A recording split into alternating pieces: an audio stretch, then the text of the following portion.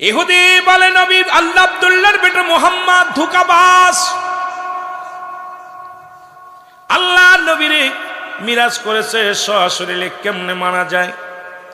যেখানে বৈজ্ঞানিকেরা যেতে পারে না, রকেটে যেতে পারে না, বিমানে যেতে পারে না, সেখানে আব্দুল্লাহর বেটা মুহাম্মদ কেমনে যায়? আমার আল্লাহ দয়া করে মায়া করে আমাদের সবাইকে আমল করার তৌফিক দান করো। জোরে জোরে বলেন আমিন। বৈজ্ঞানী রে বৈজ্ঞানী আমার নবীজি বলেন, বৈজ্ঞানী রে বৈজ্ঞানী, বৈজ্ঞানীরা রকেটেতে চাঁদের দেশে যায়, আমার নবী রকেট ছাড়া খোদার দিদার পায়। বলেন আমার নবী রকেট ছাড়া, এমন একটা মায়ার নবী তোমরা আইনা দিবানি। বৈজ্ঞানী রে বৈজ্ঞানী আমার নবীজি বলেন, বৈজ্ঞানী রে। যেখানে কোন রকেট যাইতে পারে না, বিমান যাইতে পারে না, যেখানে কোন জিন জাতি যেতে পারে না, যেখানে কোন মানব যাইতে পারে না, সেখানে গেলেন আমার নবী রাহমাতুল লিল আলামিন। আর একটু জোরে এ আমার ভাইয়েরা, আমার বন্ধুরা, আমার ইহুদি বিশাল একটা মাছ কিনলেন। মাছ কিনিয়া লইয়া রাস্তা দিয়ে যায়। লোকজন কয় তোমরা দুইজন মানুষ এত বড় মাছ কিনছো? আরে শুনছনি আব্দুল্লাহর বেটা মুহাম্মদ পাগল হয়ে গেছে, সে নাকি ওই আল্লাহর সঙ্গে দিদার করেছে, দেখা করেছে। এ কি মেনে নেওয়া যায়? এতদিন তো নবী বলে মানছে, দাবি করছে যে উনি আল্লাহর পয়গম্বর। আরে কেমনে হয়? যার আব্বা নাই, যার মা নাই, এতজন এতিম মানুষ আল্লাহর কাজ পায় নাই, এইরকম আব্দুল্লাহর বেটা মুহাম্মদকে নবুয়াতি দিছে। যার মা 6 মাসের বয়স, যখন মা মারা গেছে, যখন মায়ের গর্ভে 6 মাস, তখন মা বাবা মারা গেছে, যখন 6 বছর 6 মাস 7 মাস, তখন দাদা আব্দুল মুত্তালিব মারা গেছে। আব্দুল্লাহর কাছে লালন পালন হয়েছে। সে নাকি আব্দুল্লাহর বেটা মুহাম্মদ আবু তালেবের কাছে মানুষ হয়েছে। আব্দুল্লাহর বেটা মুহাম্মদ নাকি আল্লাহ দিদার করছে। মেনে নেওয়া যায়? পাগল হয়ে গেছে। উনি বাড়ি যায় মাছটারে দিয়ে বিবিরে কইছে, বিবি মাছটা কুইটা ভালো করে বুনা করো, আমি আসতেছি, গোসল করে আসি। আজকে এই জামানায় যারা মিরাজ বিশ্বাস করলেই নবী নূর মানতে হবে, এর মধ্যে ভুল। কারণ ওই জায়গা যেখানে মানব জাতি পারে না, জিন জাতি পারে না, যেখানে কোনো কারোর যাওয়ার সুযোগ নেই, সেখানে গেছে রাহমাতাল লিল আলামিন। আমি আপনাদেরকে বলবো, ওদিক গেলে আবার হট্টগোল অনেক বাজে যাবে, আপনাদের অনেক আলোচনা পিছনে চলে যাব। কারণ আমরা যারা মিরাজকে স্বীকার করলেই নবী যে নূর মানতেই হবে। যেটা বলে ঠিক কিনা?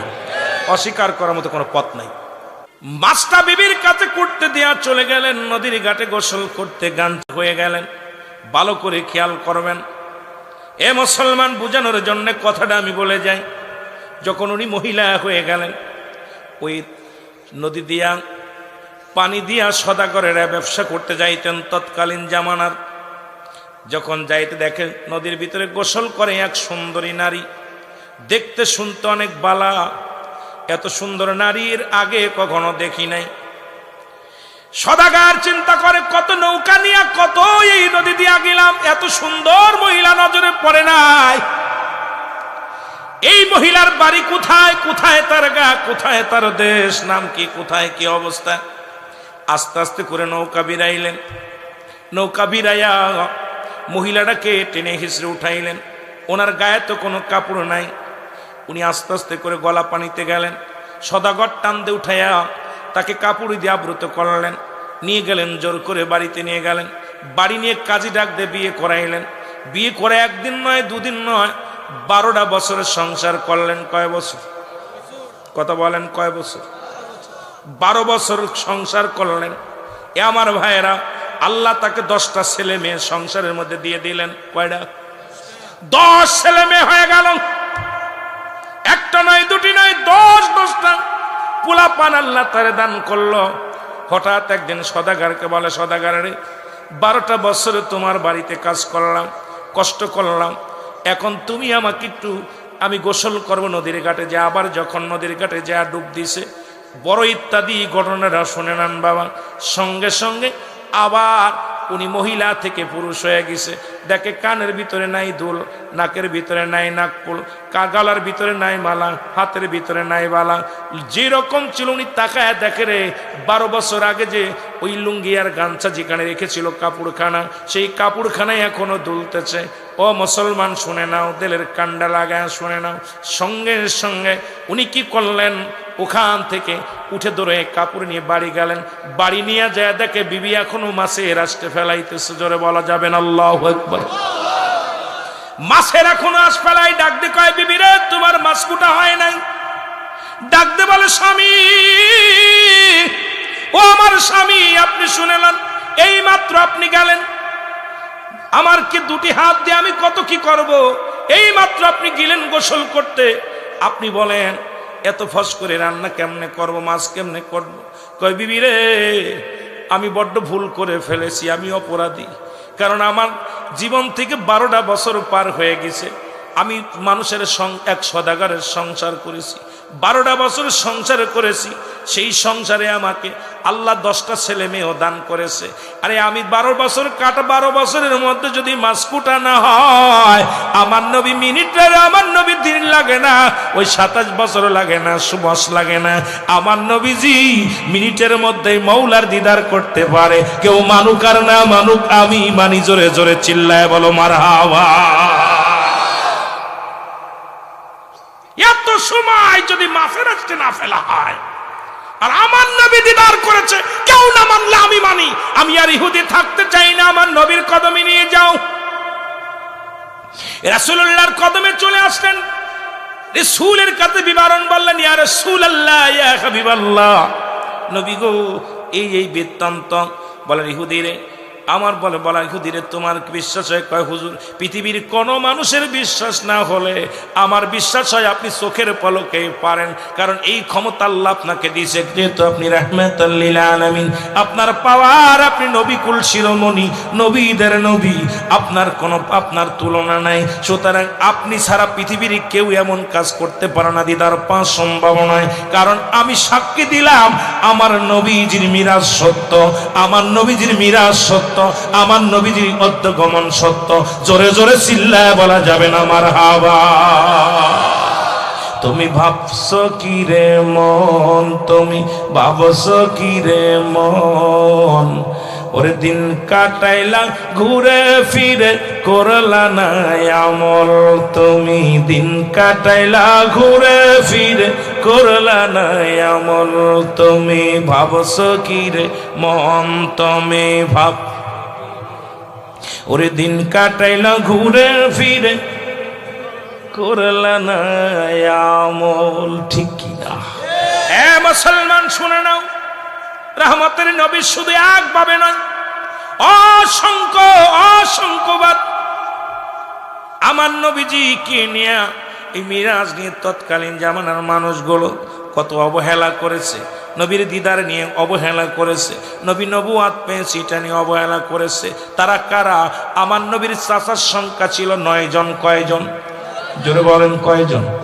এই 9 জনের মধ্যে 2 জন হলো ইমানদার, একজনের নাম আমির হামজা, একজনের নাম আব্বাস। বাকি 7 জনই রাসূলকে মানতে পারে নাই। তাদের ধারণা ছিল আব্দুল্লাহর বেটা মুহাম্মদ কেমনে নবী হয়। ওই 7 জনের বংশধর যারা জীবনেও মিরাজ মানবে না, তারা ওই 7 জনের বংশধর যারা নবীকে কখনো মানবে না, তারা ওই 7 জনের বংশধর যারা আমার নবী সাধারণ মানুষ ভাববে, তারা ওই 7 জনের বংশধর যারা আমার নবীর মিলাদ কিয়াম করে না, তারা ওই 7 জনের বংশধর যারা আমার নবীকে ছোট করে দেখে, তারা ওই 7 জনের বংশধর যারা তারা কয় নবী আমগার মতো মানুষ ভাবে, তারা। জোরে জোরে চিল্লায়া বলা যাবে না ঠিক কিনা? ইমান বড় কঠিন, ইমান এত সহজ না। নবীর চাচারা ইমান আনতে পারে। নবীর এই 9 জনের ভিতরে মাত্র 2 জন নবীজির পক্ষে ছিল, 7 জনই নবীজির বিরোধিতা। শুধু তাই নয়, নবীর ফুপুর সংখ্যা ছিল 6 জন। কয়জন? 6 জনের ভিতরে 2 জন হলো ইমানদার। একজনের নাম হযরত সুফিয়া, যিনি নবীজি দুনিয়ার মধ্যে আগমন করলেন, যিনি ওই ঘরের মধ্যে ছিলেন, মুসলমান মা আমিনার ঘরের মধ্যে ছিলেন, ওনার নাম হলো হযরত সুফিয়া। দ্বিতীয় হলো যিনি হলো গোমল। এই দুজন মহিলা একমাত্র রাসূলকে মানতে পারছে। বাকিগুলো বলছে আব্দুল্লাহর বেটা মুহাম্মদ কেমনে নবী হয়? সে তো আমরা তারে কোলে পিঠে মানুষ করলাম, তারে খাওয়াইলাম, তারে পড়াইলাম। এই এলাকার মধ্যে অনেক আলেম আছে, তাদের যখন আলেম হয় অন্য এলাকার মধ্যে বড় বক্তা, কিন্তু আপনারা কোনো আবার বক্তা হলো কেমনে, আবার আলেম হলো কেমনে?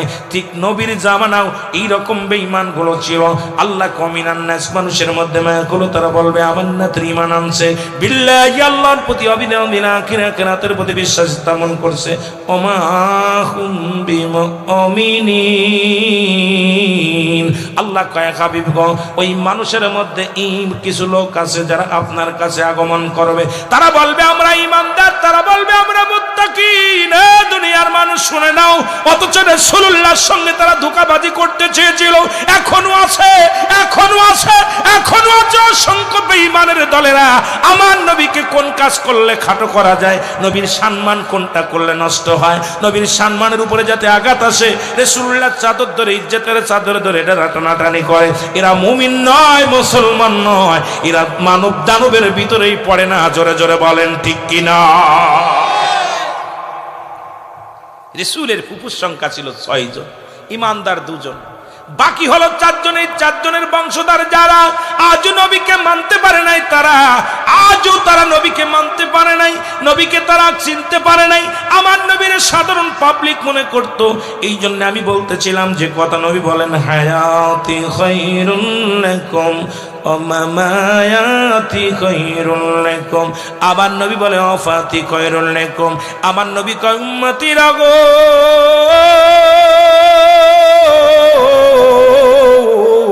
এই দুনিয়ার মধ্যে আমি নবী আগমন করলাম আমার উম্মতের কল্যাণ স্বরূপ। শরীয়তে আমার নবী, তরিকাতে আমার নবী, হাকিকতে আমার নবী, কবরে আমার নবী, মিজানে আমার নবী, চলতে পথে আমার নবী, খাবারের মধ্যে আমার নবী, ঘুমের মধ্যে আমার নবী।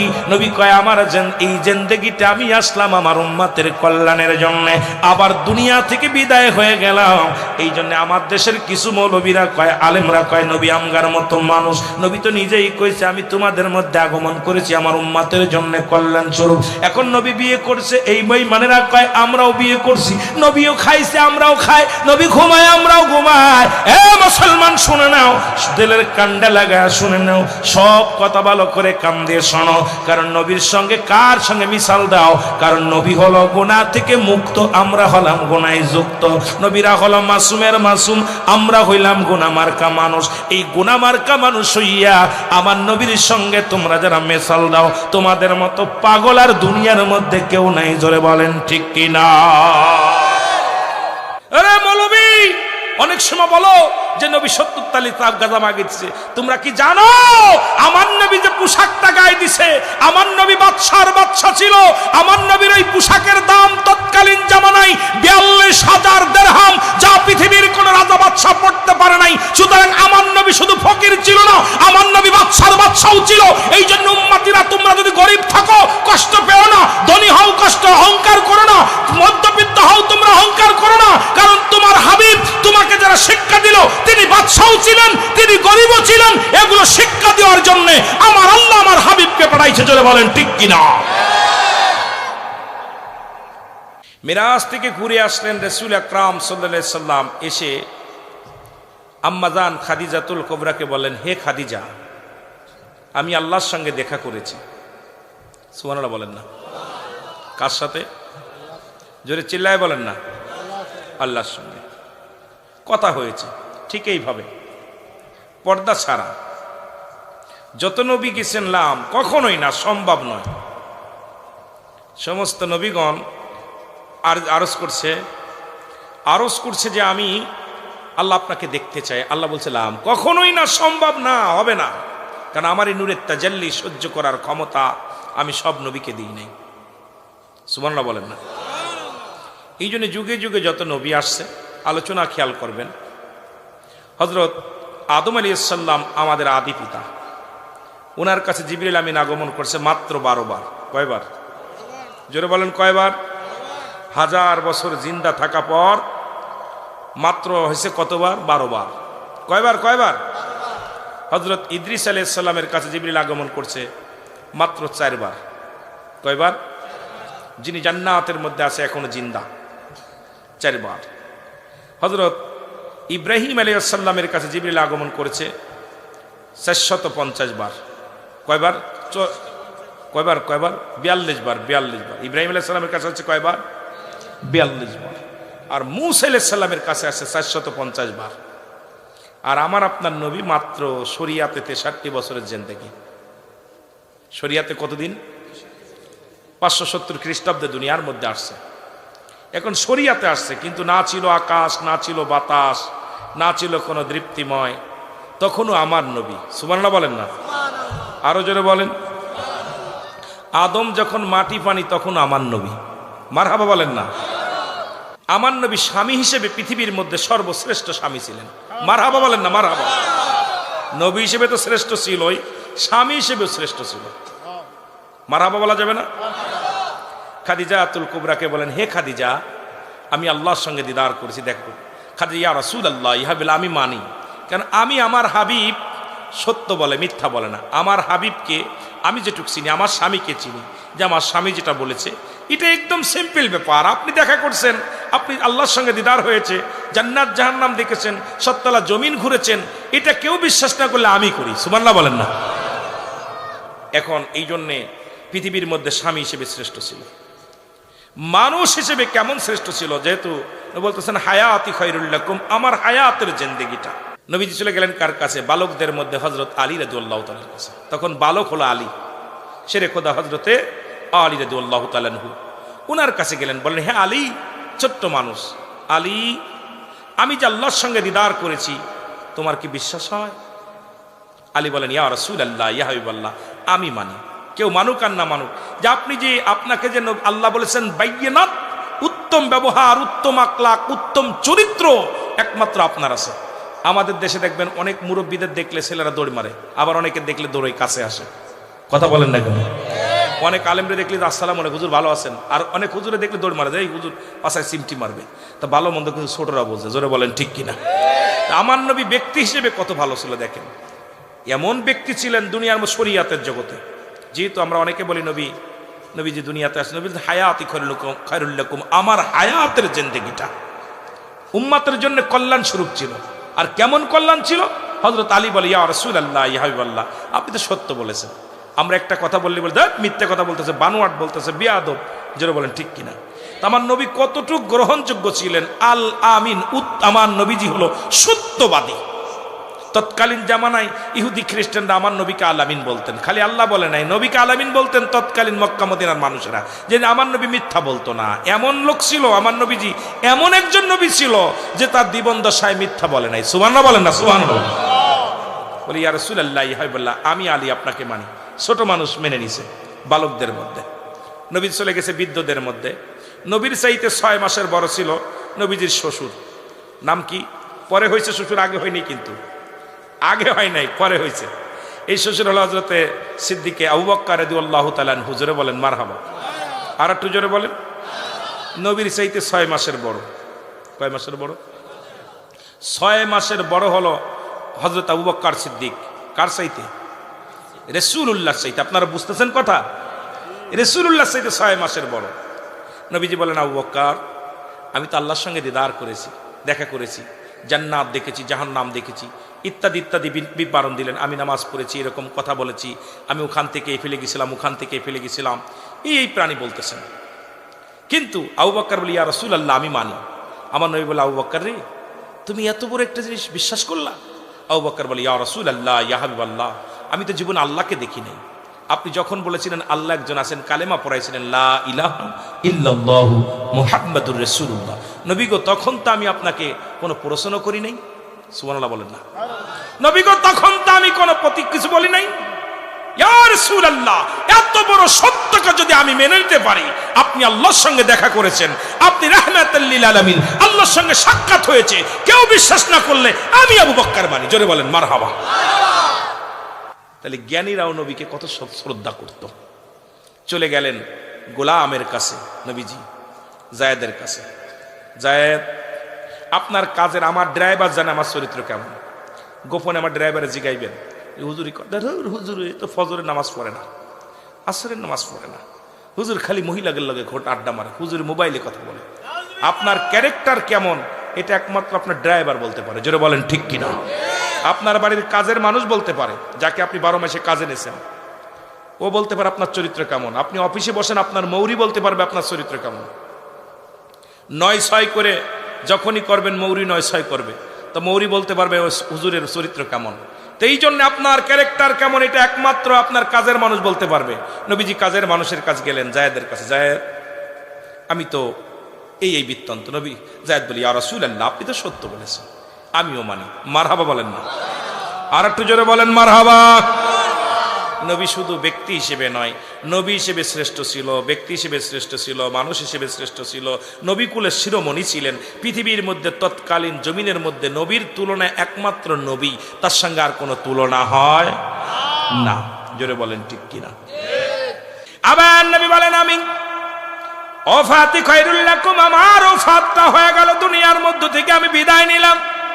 কিছু কিছু বেঈমান কয় নবী মরে গেছে। এ বুকারা শোন, ভালো করে শোন, আব্বারা শোন, যারা কয় নবী মারা গেছেন, এদের মতো বুকা দুনিয়ার মধ্যে কেউ নাই। নবী বলেন, মায়াতি খায়রুল লাকুম, আমার নবী কয় উম্মতিরা শোনো, এই পৃথিবীর বুক থেকে আমি নবী ইন্তেকাল করেছি, আমি ওফাত করেছি, এটা আমার উম্মতের জন্য কল্যাণ কারণ। কারণ পৃথিবীর মধ্যে কোন উম্মত যখন ভালো কর্ম করে, ভালো কাজ করে, আমি নবীর সঙ্গে সঙ্গে আল্লাহর দরবারে প্রশংসা করি, আমার আল্লাহ অমুক গ্রামে অমুক ব্যক্তি ভালো কর্ম করেছে, আল্লাহ তুমি অমুক ব্যক্তির জন্য প্রশংসা করে। আমার নবীজি প্রশংসা করে, আল্লাহ ওই তৌফিক আহমেদ চৌধুরী সাহেব ভালো একটা কাজ করেছে, আল্লাহ আমার নবী প্রশংসা করে আল্লাহর দরবারে। আবার কোন উম্মত যদি গুনাহের কাজ করে, সঙ্গে সঙ্গে আমার নবী বলে, আমি আমার আল্লাহর দরবারে বলি, আল্লাহ ওই আক্তার আলী সাহেব আল্লাহ গুনাহ করেছে, আমি অমুকের তরফ থেকে তোমার দরবারে ক্ষমা চাই।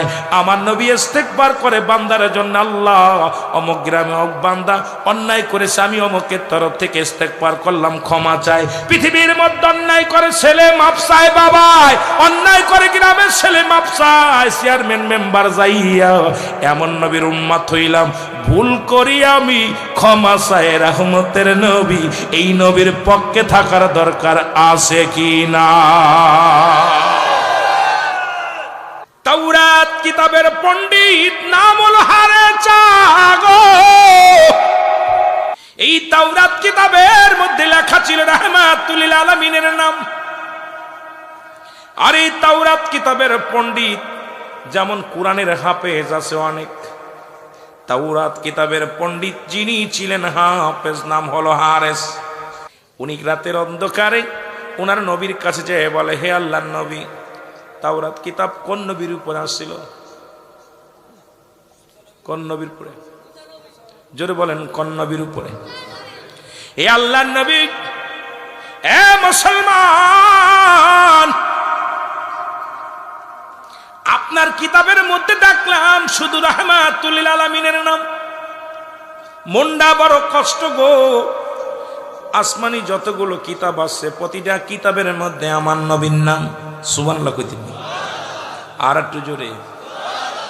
জান্নাতের মধ্যে আমার নবীর নাম, জান্নাতের গেটে গেটে আমার নবীর নাম, আরশের গায়ে সব জায়গায় আমার নবীর নাম, আমার আল্লাহর নামের সঙ্গে মিলানো আল্লাহর নবীর নাম। সুবহানাল্লাহ। এই তাওরাত কিতাবের পণ্ডিত ওনার মুসলমান শোনেন, মুসা আলাইহিস সালাম ডাক দেবি, ঈসা আলাইহিস সালাম ডাক দে বল, ঈসা আলাইহিস সালামের উপর আসলেন তাওরাত কিতাব।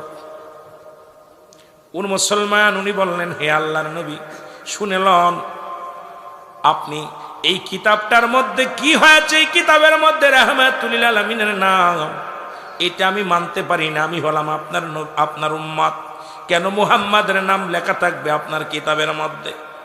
উনি বললেন, তুমি যদি ওই নামের সঙ্গে বেয়াদবি করো না, ওই নামের ওসিলায় আসমান জমিন সৃষ্টি, ওই নামের ওসিলায় কুল কায়নাত সৃষ্টি, ওই নামের সঙ্গে বেয়াদবি করো না। উনি রাতের অন্ধকারে কি করলেন, তাওরাত কিতাব পড়তে যায় রাসূলুল্লাহর নামগুলো কেটে দিলেন, কালি লাগায়া দিলেন। কালি লাগানোর সঙ্গে সঙ্গে রে মুসলমান শুনে নাও, উনি সঙ্গে সঙ্গে মানুষ থেকে গুইসাব হয়ে গেছে। জোরে বলেন আল্লাহু আকবার। যা যখন দরজা খুলছে তাকে বিশাল বড় একটা গুইসাপ দেখে সব লোকজন দৌড়ায় পালাই রে। হারেস ডাক দে কয়ে আমার আপন জনেরা শোন, আমি সাপ নয়, আমি মানুষ, আমি হারেস। আরে এমন একটা নামের সঙ্গে বেয়াদবি করেছি, আমি গুইসা হয়ে গেছি। সেই নামটা হলো শেষ নবী রাহমাতুল লিল আলামিন নবী আলামিনের নামের সঙ্গে বেয়াদবি করেছি। নামটা তাওরাত কিতাব থেকে কেটে দেওয়ার কারণে আমি গুইসা হয়ে গেছি। দৌড়ায়া যা আমার নবীর কাছে, দৌড়ায়া যা, আমার জন্য দোয়া করে যেন আল্লাহ যেন আমারে ভালো করে দেয়। সুবহানাল্লাহ, একটু জোরে বলা যাবে না? আল্লাহু আকবার। যা বলে নবী গো,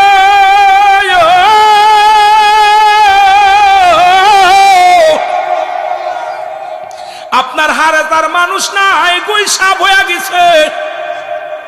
কি হয়ে গেছে? গুইসাপ হয়ে গেছে। এ মুসলমান, দিলের কান্ডা লাগা শোনো। আল্লাহ নবী দোয়া করে, আল্লাহ ওরে মানুষ বানায় দাও। আমার আল্লাহ কয় হাতটা নামায় নাও, কারণ আজকে তোমার দোয়া কবুল হবে না। আজকে এমন জায়গা হাত লাগাইছে, যারে না বানাইলে আমি আসমান জমিন বানাইতাম না, যারে না পাঠাইলে কুল কায়নাত কিচ্ছু করতাম না। সেই নবীর সঙ্গে বেয়াদবি করছে। এই পৃথিবীর মধ্যে যতক্ষণ পর্যন্ত আমার হাবিব ক্ষমা না করবে, আমি আল্লাহ তারে ক্ষমা করতে পারি না। জোরে জোরে চিল্লায় বলা যাবে না মারহাবা।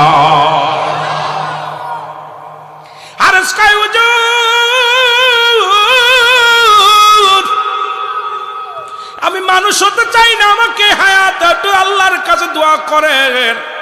যতদিন পর্যন্ত আখির নবী দুনিয়ার মধ্যে আগমন না করবে, যতক্ষণ পর্যন্ত তার কাছে ক্ষমা না চাইতে পারবো, ততদিন পর্যন্ত যেন আমার মরণ হয় না। নবী দোয়া করলেন, আল্লাহ কবুল করলেন। 1 মাস 2 মাস কয়েক মাস চলে গেলেন, বছর চলে গেলেন, যুগ চলে গেলেন। রহমতের নবী দুনিয়ার মধ্যে আগমন করলেন। মক্কাতে মদিনা থেকে মক্কায় নবী আগমন করলেন। ও মুসলমান শুনে নাও, খবর পাইলেন রহমতের নবী দুনিয়ার মধ্যে আগমন করেছে। উনি মদিনা থেকে মক্কার দিকে হাঁটা শুরু করলেন বুকে হেঁটে। তখন মদিনা থেকে মক্কায় যেতে লাগতো 6 মাস। এই 6 মাসের পথ বুকে হেঁটে হেঁটে গেলেন, যায় আবু জেহেলের বাড়ির সামনে যায়। আবু জেহেলের বাড়ির সামনে যায় ওনার চোখে ঘুম ধরলেন। রাস্তা ওনার ঘরের সামনে যে ঘুমায় আছে। সকালবেলা ঘুম থেকে উঠে আবু জেহেল দেখে বিশাল বড় এক সাপ। আবু জেহেল লাঠি আইনা যখন কইছে মার, আরে তাকায় আবু জেহেল রে, আমারে মারিস না, আমি সাপ না, আমি হলাম হারেস, আমি তাওরাত কিতাবের পণ্ডিত, আমারে তুই মারিস না। কে কার কথা শোনে? আবু জেহেল এমন মারা মারছে, মারিয়া একদম সেটাং করে ফেলছে। পুড়াইয়া আগুন দিয়া পুড়াইলেন সাপটারে। শুধু মেরে খন্ত হয় না, হাড্ডি গুড্ডি ভাঙছে। এরপরে সাপটারে আগুন দিয়া পুড়াইয়া, ও মুসলমান শুনে নাও, আগুন দিয়ে পুড়াইয়া এই সাপটারে লইয়া কি করছে, একটা পাতিলের মধ্যে বইরা আমার নবীর কাছে চলে আসছে যে মুহাম্মদ যদি এই পাতিলের মধ্যে কি আছে বলতে পারে, তাহলে আব্দুল্লাহর বেটা মুহাম্মাদের কালেমা পড়ে আমি আবু জেহেল মুসলমান হয়ে যাব। জোরে জোরে চিল্লায় বলা যাবে না আল্লাহু আকবার। আবু জেহেল সকালবেলা পাতিলে করে ছাইগুলো নিয়ে বলে, হে আব্দুল্লাহর বেটা মুহাম্মদ সাল্লাল্লাহু আলাইহি ওয়াসাল্লাম, তুমি যদি বলতে পারো পাতিলের মধ্যে কি আছে, যদি পাতিলের মধ্যে কি আছে বলতে পারো, তাহলে আমি কথা দিলাম জনগণের সামনে আমি কালেমা পড়ে মুসলমান হয়ে যাব।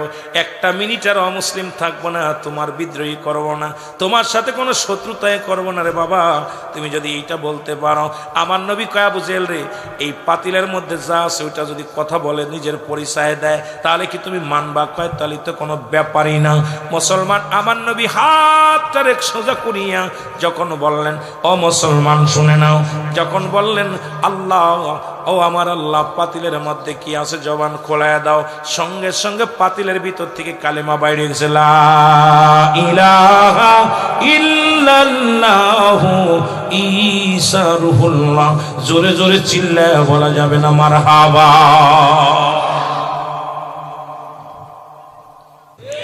নাচিল আকাশ, নাচিল বাতাস, নাচিল কোন তৃপ্তিময়, রাসূল তোমারই কারণে বিশাল ভুবনে আমার আল্লাহ জির পরিচয়। ইমানের মালিক হলে আমার আল্লাহ যদি নাই হতো মুসলমান, কেন আবু জাহেলের কপালে যাদের ঈমান নাই, এরকম আবু জাহেলের দলের লোক যারা আজও পর্যন্ত নবীর বিরোধিতা করে, তারা যতই মাসালা দেন কাজ হবে না, যতই নবীর শান বুঝান কাজ হবে না, যতই তাদের নবীর কথা বলেন তাদের কষ্ট লাগবে। এ মুসলমান শুনে নাও, একমাত্র আমাদের মানলে আবু বকর, না মানলে আবু জাহেল। কারণ যারা মানছে তারা আবু বকর হয়ে গেছে, যারা মানতে পারে নাই তারা আবু জাহেলের তলের লোক। জোরে জোরে বলেন ঠিক কিনা? আর একটু জোরে জোরে চিল্লায় বলেন আল্লাহু আকবার। জান্নাত দেখিয়েছে, জাহান্নাম দেখিয়েছে, নবীজি বর্ণনা করে খাদিজা রে শোনো। বলে হুজুর আপনি জাহান্নামের মধ্যে কি দেখলেন? একটু বিবরণ দিলে বুঝতে পারবেন। বাবা ওদিকে নয়, লম্বা আলোচনা নয়। যেটা বলতেছিলাম, হুজুর আপনি জাহান্নাম দেখে আসলেন, জান্নাত দেখে আসলেন, এই জান্নাতের ভিতরে কি দেখলেন, জাহান্নামের মধ্যে কি দেখলেন? নবী কয় খাদিজা রে আমি প্রথম জাহান্নামের মধ্যে গেলাম, দেখলাম অধিক পরিমাণ নারীরা জাহান্নামে, 90% মানুষ, 90% মেয়েরা এই জাহান্নামের মধ্যে। আল্লাহু আকবার বলেন না? খাদিজা বলে ইয়া রাসূলুল্লাহ, ইয়া হাবিবাল্লাহ, হাকিকত কি আমার মেয়ের জাতি এত জাহান্নামে কেন, এত জাহান্নামী কেন? বলো খাদিজা রে শোনো, ওই জাহান্নামের ভিতরে আমার আল্লাহ ঢুকাইছে ওই সমস্ত মেয়েরা, যে সমস্ত মেয়েরা স্বামীর লানত করে, স্বামীকে অভিশাপ করে, লানতকারী মহিলারা জাহান্নামী। আমার নবী বলা পর আম্মা জান খাদিজাতুল কুবরা বলে ইয়া রাসূলুল্লাহ, ইয়া হাবিবাল্লাহ, লানত কাকে বলে একটু জানতে পারিনি। আমার নবী বললেন খাদিজা রে শোনো, লানত হলো যে সমস্ত নারীরা তার স্বামীকে অভিশাপ দেয়, গালাগালি করে, এই সমস্ত মেয়েরা বিনা হিসেবে জাহান্নামে যাবে, তাদের তওবা আল্লাহ কবুল করবে না, তাদের মুসলমান পৃথিবীর মধ্যে কোনো আমল আল্লাহ তাদের কবুল করবে না। যে সমস্ত নারীরা পৃথিবীর মধ্যে তার স্বামীকে অভিশাপ দেয়, গালি দেয়, অভিশাপ দেয়, মুসলমান শুনে নাও, বিনা হিসেবে জাহান্নামে যাবে। জোরে জোরে বলো আল্লাহু আকবার। নবীজি বললেন দ্বিতীয় জাহান্নামে গেলাম গো, দেখলাম অধিকাংশ নারী জিহ্বা উল্টায়া পিছনের দিকে প্যারাক লাগায় রাখছে, প্যারাক লাগায় রাখছে। জাহান্নাম থেকে যেহেতু মিরাজের আলোচনায় গেছেন, একটু জাহান্নামে ঢোকার দরকার, জান্নাতে ঢোকার দরকার।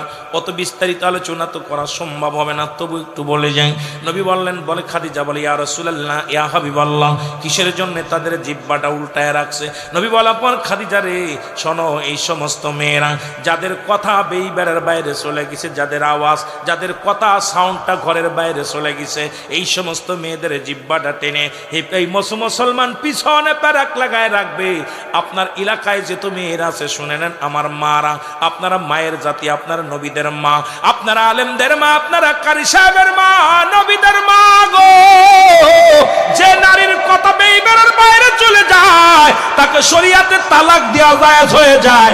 এখন যদি এই ওয়াজ করি সকালবেলা আমার হাতে হ্যান্ডকাপ লাগায়া দিবেন মুসলমান, কারণ এখন সব জায়গায় নারী নেতৃত্ব, এখন যেখানে যাবেন সেখানেই নারী, যেখানেই যাবেন সেখানেই নারী। এখন পুরুষ নির্যাতিত দেশ অল পৃথিবী, শুধু বাংলাদেশ নয়, অল পৃথিবী এখন পুরুষ নির্যাতিত দেশ। জোরে বলেন ঠিক কিনা? এবার আম্মা জান বলেন ইয়া রাসূলুল্লাহ, ইয়া হাবিবাল্লাহ, এরপরে কোন জাহান্নামে যায় কি দেখলেন? নবী বলেন খাদিজা রে, তৃতীয় নাম্বার জাহান্নামে যে দেখি একদল নারীর মাথার উপরে আগুনের সাপ, আগুনের কাকগুলো ঠুকায় ঠুকায় খায়, ঠুকায় ঠুকায় খায়। নবী বলার পর খাদিজা বলে ইয়া রাসূলুল্লাহ, ইয়া হাবিবাল্লাহ, এর হাকিকত কি, একটু কারণটা কি আমার বলেন। নবী বললেন খাদিজা রে, যে সমস্ত মহিলারা তারা মাথার চুলগুলো এলোমেলো করেছে, বেগানা পুরুষের দেখাইছে, এই সমস্ত মেয়েদের যারা মাথায় কাপড় রাখে না, যারা মাথার কাপড়গুলো ফেলে দেয়, আমি মাদের পায়ে ধরে বলে যায়, এই এলাকার মারা, তোরা মায়ের জাতি, তোদের ইজ্জত আল্লাহ দিছে, তোরা মাথার কাপড় রেখে দে, মাথার কাপড়গুলো রেখে দে, তোরা চুলগুলো বেগানা পুরুষের দেখাস না। যে সমস্ত নারীরা মাথার চুলগুলো বেগানা পুরুষের দেখাইবে, ইয়াউমাল কিয়ামতের ময়দানে আগুনের সাপ তাদের মাথার মস্তিষ্কগুলো ঠুকায় ঠুকায় খাইবে। জোরে জোরে চিল্লায়া বলা যাবে না আল্লাহু আকবার। আমার ভাইয়েরা, আমার বন্ধুরা, আমার রাহমাতের নবী আবার একটা জাহান্নামের মধ্যে গেলেন। দরজা খুলে দেখলে দেখতে পাইলেন একদল নারীদের গায়ের মধ্যে আগুনের সাপগুলো মোড়ায় আছে। নবীজি বলার পর খাদিজা বলে ইয়া রাসূলুল্লাহ, ইয়া হাবিবাল্লাহ, কারণ আমার নবীজি বলছে আমি অধিক পরিমাণ নারী জাতিকেই দেখেছি জাহান্নামীতে। আমার কথা না নবীজির কথা। অনেক আবার মা বোন বলতে পারেন হুজুর খালি আমরাই কি গেছি জাহান্নামী, অন্য কেউ যায় নাই? মারে শুনে নে, নবী বলছে আমি জান্নাত জাহান্নাম দেখলাম, ওই জাহান্নামের মধ্যে দেখলাম অধিকাংশ নারীর সংখ্যা জাহান্নামের মধ্যে বেশি। নবীজি বললেন, খাদিজা বলে ইয়া রাসূলুল্লাহ ইয়া হাবিবাল্লাহ, নবী গো কিসের কারণে আগুনের সাপগুলো গায়ের মধ্যে মোড়ানো? নবী বললেন, খাদিজা রে আমি জিবরিল আমিনের কাছ থেকে শুনেছি। জিবরিল আমিন বলছে আল্লাহ বলাই দিয়েছে জিবরিল কি এই সমস্ত নারীরা পাতলা কাপড় পরিধান করতো, জর্জেট কাপড়। আজকে আমার মারা শোনো, শোনো বাবারা শোনো, যে সমস্ত মেয়েরা পাতলা জর্জেট কাপড় পরিধান করে, গায়ের কাপড়গুলো দেখা যায়, গায়ের গোস্তগুলো দেখা যায়, পাতলা কাপড় পরিধান করে, আল্লাহর দরবারে শুনে নাও ইয়াউমাল কিয়ামতের ময়দানে তোমাদের গায়ের মধ্যে আগুনের পোশাক পরানো হবে, তোমাদের গায়ের মধ্যে আগুনের সাপগুলো মুড়ায়া তোমাদেরকে কামড়াতে শুরু করবে। এ আমার মারা শোনো, এ আমার মারা শোনো, একটু মোটা কাপড় গায়ে দিও। তোমাদের অনুরোধ করি মা গো, তোমাদের অনেক দাম, তোমাদের অনেক মূল্য গো মা, কারণ তোমাদের গর্ভে থেকে নবীগণ আসছে, তোমাদের গর্ভে থেকে আলেমগণ আসছে, তোমাদের গর্ভে থেকে আলেম উলামা হাফেজকারী আসছে। এ মুসলমান, বাংলাদেশের দোয়েল পাখি হলো বাংলাদেশের জাতীয় পাখি। ও যদি জানতো, তার দাম যদি জানতো, তার মান যদি জানতো, জীবনেও কোনোদিন ময়লার উপরে পড়তো না। সে গাছের ডালায় বসে বলতো আমার খাবার এনে দাও, কারণ দোয়েল পাখি যে জাতীয় পাখি দোয়েল নিজেও জানে না তার দাম কত। তদ্রূপ আমার দেশের মা বোনেরা তারা নিজেদের দাম জানে না, তারা কয় সমান অধিকার চাই, সমান অধিকার চাই। মারে তোমরা কি একবার ভাবতে পারো না, তোমরা হাফেজ সাহেবের মা, তোমরা কারি সাহেবের মা, তোমাদের গর্ভে থেকে দুনিয়ার যত গাউস কুতুব আসছে সবই তো তোমাদের গর্ভে থেকে আসছে রে মা। তোমাদের দাম আমার আল্লাহ অনেক দিছে, সুতরাং তোমরা ইজ্জতটা রক্ষা করো, সমাজটা রক্ষা করো, জাতিকে রক্ষা করো মা, পর্দা করো। আর লজ্জা যদি নাই থাকে রে মা, একটু লজ্জাপতির পাতা বেটে বেটে খায়ো, দেখবা তোমাদের এমনি লজ্জা এসে যাবে। জোরে বলেন ঠিক কিনা? এবার দেখে একদল নবী বললেন আমি আয়েশা খাদিজা রে, আমি দেখলাম একদল মহিলা পুরুষের পেটটা বড় গো, অনেক বড় পেট, চিৎকার মারতেছে। এই দুই জাতি শুধু চিৎকার মারে। নবীজি বলার পর খাদিজা বলে ইয়া রাসূলুল্লাহ ইয়া হাবিবাল্লাহ, হাকিকত কি?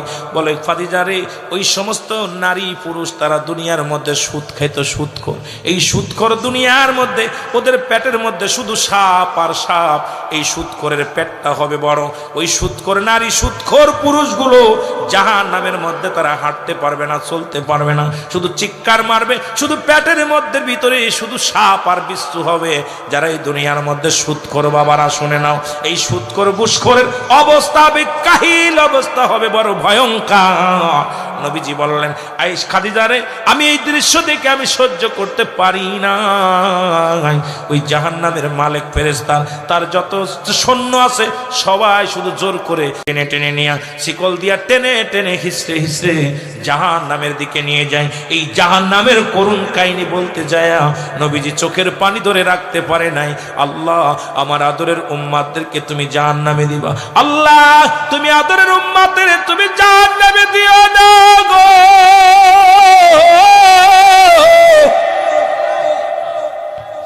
সুতরাং আমি আপনাদেরকে বলে যাই, ও বাবারা শোনো, আল্লাহ কয় জাহান্নাম রাখছো লিল কাফিরিন।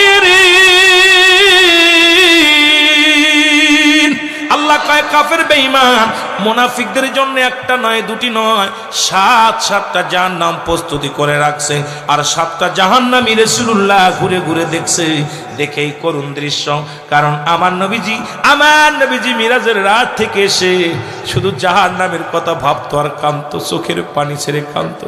ওই পাথর হবে মুসলমান জ্বালানি, এই মানুষ আর পাথরগুলো জ্বলবে, এর মধ্যে মানুষগুলো পুরানো হবে। ওই জাহান্নামের অগ্নিকাণ্ড গো আল্লাহ,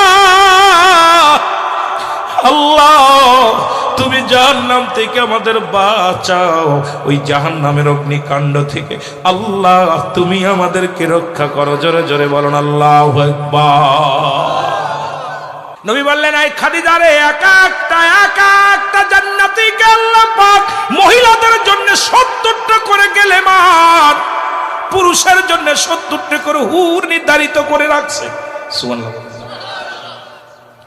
খাদিজা বলে, ইয়া রাসূলুল্লাহ, ইয়া হাবিবাল্লাহ, যদি হুর গেলেমান গুলো জান্নাতীদের সফর সঙ্গে হয়, যদি তাদের খাদেম হয়, আমাদের কি হালাত হবে? আমার নবীজি বললেন, খাদিজারে শোনো, এই পৃথিবীর মধ্যে সতী নারী, সতী স্বামীগুলো ইয়াউমাল কিয়ামতের ময়দানে আল্লাহর জান্নাতের ভিতরে তার স্বামীকে চেয়ে নিবে, তার স্ত্রীকে চেয়ে নিবে। ওই হুরগুলো তো থাকবে তাদের জন্য বোনাস, গেলেমানগুলো থাকবে তাদের জন্য বোনাস।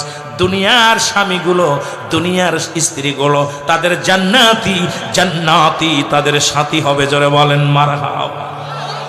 নবী গো, আপনি তো বললেন 70 টাকার হুর দিবে, 70টা করে গেলেমান দিবে। তা আমি তো নবী আপনাকে পাওয়ার জন্যই তো বিয়ে করেছি নবী, আপনাকে চাই জান্নাতের মধ্যে। নবী কয়, খাদিজা রে শোনো, তুমি শোনো, এই দুনিয়া থেকে যারা সতী নারী, সতী পুরুষ আল্লাহর জান্নাতি যারা হবে, ইয়াউমাল কিয়ামতের ময়দানে যখন জান্নাতে প্রবেশ করবে, ওই হুরাদের সঙ্গে নারীকে দেওয়া হবে, গেলেমান দেওয়া হবে, তোমাকেও দেওয়া হবে। আমার বন্ধুগণ শুনে নাও, ওই স্বামীর সঙ্গে স্ত্রীকেও দেওয়া হবে, স্ত্রীর সঙ্গে স্বামীকেও দেওয়া হবে। তবে আদর্শবান, চরিত্রবান, ঈমানদার স্বামী হওয়া লাগবে, স্ত্রী হওয়া লাগবে। জোরে বলো মারহাবা। জান্নাত জাহান্নাম বিবরণ নবী দিতে যায়, শুধু কাঁদছে, কান্না, খালি কান্নার কথা। জান্নাতের বিবরণ দিয়া নবী কষ্ট আনন্দ পাইছে, আর জাহান্নামের বিবরণ দিতে যে নবী চোখের পানি ছাড়ছে, কাঁদছে, সহ্য করতে পারে নাই। জাহান্নাম এত বড়, এক একটা জাহান্নামের ভিতর 70,000 রশি লাগানো থাকবে। কত হাজার? 70,000 রশি লাগানো থাকবে। এক একটা জাহান্নামের এক একটা রশির মধ্যে 70,000 ফেরেশতা ধরে টানবে। জাহান্নাম ভয়ে পালাবে, জাহান্নাম কিয়ামতের দিনে ভয়ে পালাবে। আল্লাহ বলবে, জাহান্নাম কোথায় যাও? আল্লাহ তোমার বান্দার করুণ কান্না, ওই কান্না আমি সহ্য করতে পারি না, আর কত আমারে পুরাইবা, ওদের সহ্য করতে। আমার আল্লাহ বলবে, এ জাহান্নাম, তোকে তো বানাইছি নাফরমানিকে সাইজ করার জন্য, তোকে তৈরি করেছি ওদেরকে সাইজ করার জন্য। দুনিয়ার জেলখানা যেমন বানায় অপরাধীকে শাস্তি দেওয়ার জন্য, জাহান্নাম বানাইছে আল্লাহ অপরাধীকে শাস্তি দেওয়ার জন্য। আল্লাহ বলবে, এ জাহান্নাম, পালানোর কোনো ব্যবস্থা নাই, আমি তোকে বানাইছি শুধু নাফরমানি বান্দাদেরকে সাইজ করার জন্য। পালাই লাভ নেই, তুমি শুধু জ্বলবে, ওরা জ্বলবে, তুমি শুধু জ্বালাইতে থাকবে, ওরা জ্বলবে। ভালোবাসা দিবস, নাউজুবিল্লাহ বলেন, আমার দেশে ভালোবাসা দিবসটা পালন হয়। ও আমার যুবক বাবারা শুনে নাও, দিলের কান্ডা লাগা শুনে নাও, 14ই ফেব্রুয়ারি তোমরা পালন করো। এই 14ই ফেব্রুয়ারির নামে ভালোবাসা দিবস তোমরা পালন করো। আমার দেশে লক্ষ লক্ষ নারী নির্যাতিত হবে, নারী শিশু মুসলমান শুধু দর্শিতা হবে, লক্ষ লক্ষ বললে ভুল হবে, কোটি খানেক নারী পুরুষ অবধ মিলামিশা করবে। অনেকের স্বামী বিদেশের মাটিতে আছে, তারা বয়ফ্রেন্ড নিয়ে মিলামিশা করবে, অনেকে গার্লফ্রেন্ড নিয়ে যাবে। মুসলমান শুনে নাও, রাসূলের বিধান শুনে, ইসলামের বিধান শুনে নাও।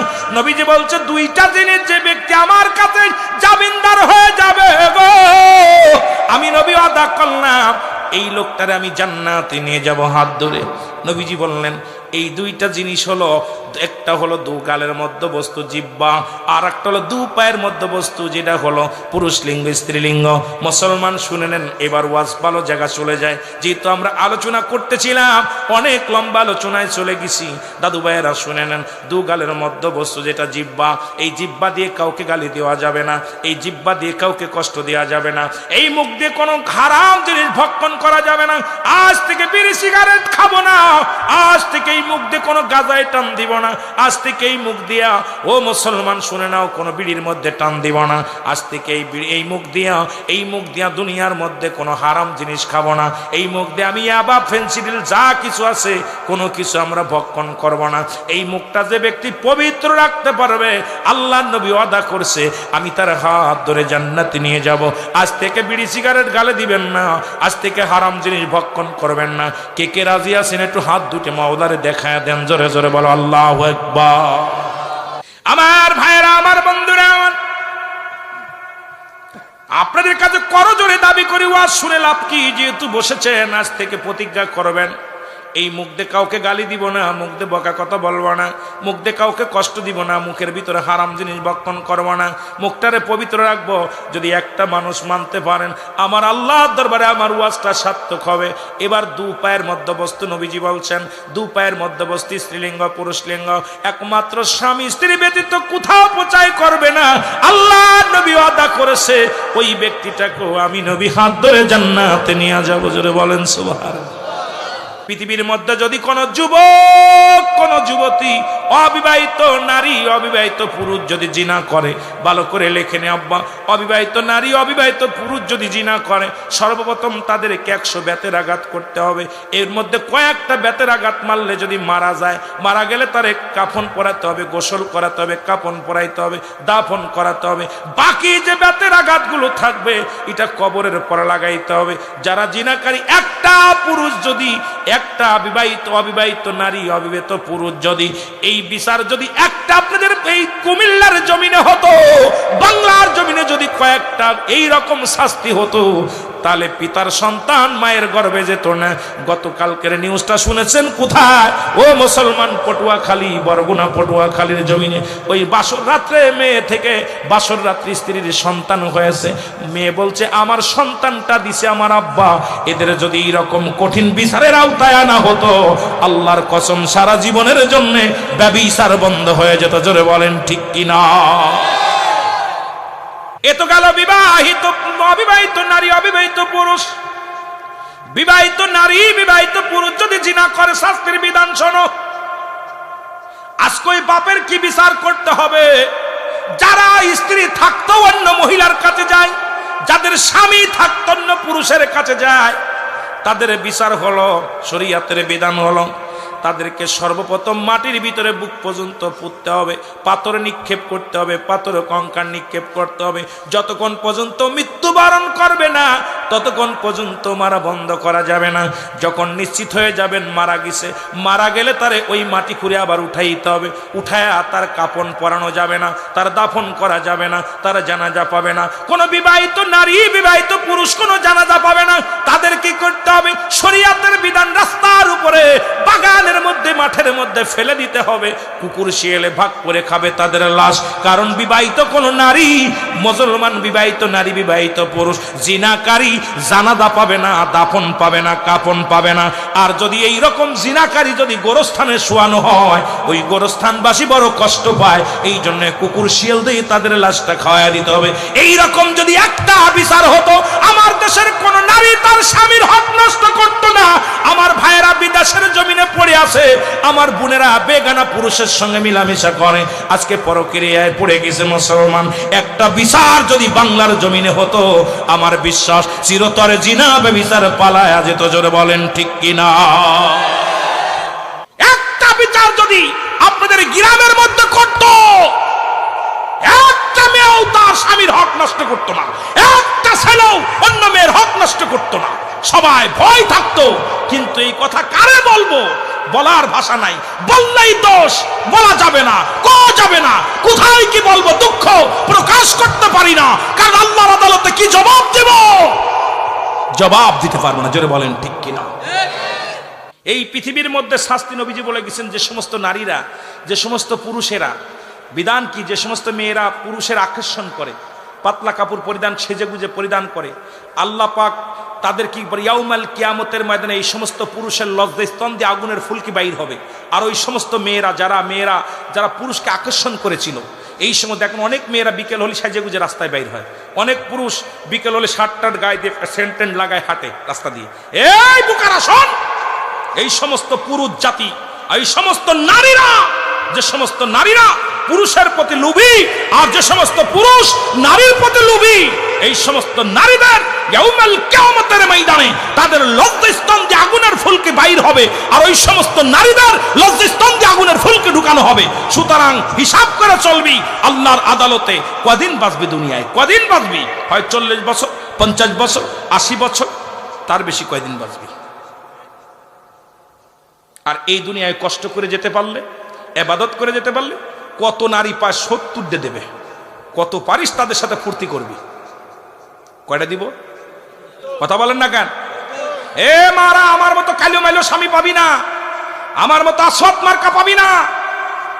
জান্নাতে যখন যাবি তখন সেই গেলেমান গুলো হবে এত সুন্দর চেহারা, পৃথিবীর মধ্যে এমন হ্যান্ডসাম যুবক পাবি না, সেই যুবকগুলো তোদেরকে দেওয়া হবে। আর আমার বাজানরা তোদেরকেই আমার কালো ছেলে মহিলা পাবি না। যে সমস্ত মহিলাগুলো দেবে হুরগুলো, তাদের গায়ের ভিতরে গোস্তগুলো দেখা যাবে, চামড়াগুলো, রক্তগুলো দেখা যাবে, এত সুন্দর। ওই হুরেরা যদি একটু কেনি আঙ্গুল ডাবু দুনিয়ার মধ্যে বাইর করতো, দুনিয়ার আলো তার কাছে হার মানতো। এত সুন্দরী নারী দিবে, একটা না দুটো না 70টি করে। যদি কোনো ব্যক্তি এই দুইটা জিনিস কন্ট্রোল করতে পারে, সেটা হলো দু পায়ের মধ্যবস্তু, দু গালের মধ্যবস্তু, মুখ এবং লজ্জিস্থান। এই দুইটা জিনিস যে ব্যক্তি হেফাজত করতে পারবে, রাসূলুল্লাহ তার হাত ধরে জান্নাতে নিবে। এখন নবীর সাথে জান্নাতে যেতে চান কে কে? একটু হাত তোলেন। ন্যায় পরায়ণ 3 জন সাক্ষী হলে তার বিচার হবে। তাহলে দেখতেছে কয়জন? 7 জন। আল্লাহ তো দেখছেই, মেয়ের কাছে 3 জন, আপনার কাছে 3 জন। আপনার কি বিচার হবে? প্রতিবেশীর চোখ ফাঁকি দিলেন, বাবার চোখ ফাঁকি দিলেন, ভাইয়ের চোখ ফাঁকি দিলেন, আল্লাহর চোখ ফাঁকি দিতে পারবেন না। জোরে বলেন ঠিক কিনা? এই জন্য আমি আপনাদেরকে বলবো, সময় বেশি না, কখন আজরাইল চলে আসবে। কত মানুষ কবরে শুয়ে গেছে, আপনি দেখছেন। আপনি এই বয়সে কত মানুষ, অনেকে এখন বড়ার বয়স হয়নি, চলে গেছে। এ ভাই, আজরাইল কখন চলে আসবে কেউ বলতে পারে? রে আজ না হয় কাল তুমি যাইবা কবরে, মরার পরে দেখবে চেয়ে গো তোমার সবই রইল।